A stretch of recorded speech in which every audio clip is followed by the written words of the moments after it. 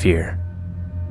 Like the rolling mist, it can obscure your vision, leaving you blindly stumbling through the forest. I have a deathly fear of heights. This is a fear that has followed me my entire life, and sometimes I'll have this nightmare where I'm falling from the sky straight towards the zooming earth.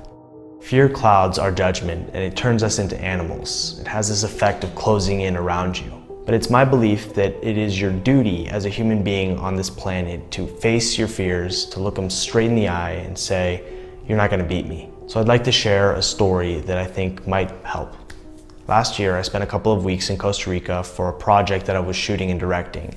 And it was a really cool experience. You have to understand, I had never been to a place with that level of wildness, of nature and biodiversity. I generally get excited when I'm in a place that feels very foreign. It feels like it's new. I was there to film a couple of scientists that do their work taking samples in the trees, like 100+ feet up in the air. At that height, the branches move with the wind. You literally sway in the air. And on top of it, at the altitude where I was, the clouds can just roll right in and engulf you. Now, we needed to capture a scene of the scientists doing their work up in the trees, and I was the videographer on this project. Now, I could have told the scientists to go up with my GoPro, I could have maybe shot things from above with my drone, and these were ideas that I considered. But at the end of the day, I was there to do my job, and it was my responsibility to do the best that I possibly could.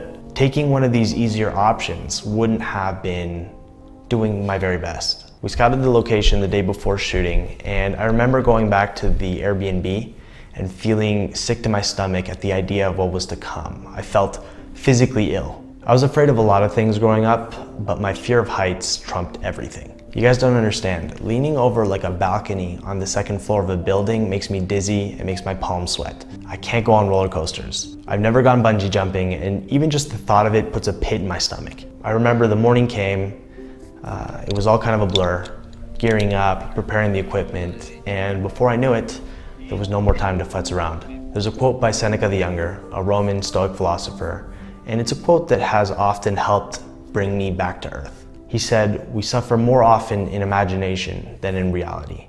And with that, I began my ascent.